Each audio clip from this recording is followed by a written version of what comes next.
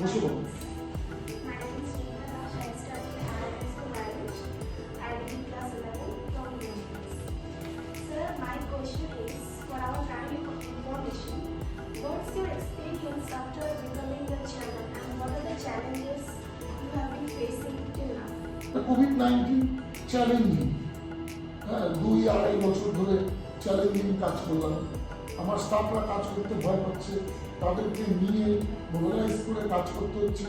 তখন স্টেট গভর্নমেন্টের health department, police department সবাই হেল্প করছে। বিভিন্নভাবে আমাদের কাজ করতে হয়, প্রতি মুহূর্ত চ্যালেঞ্জ।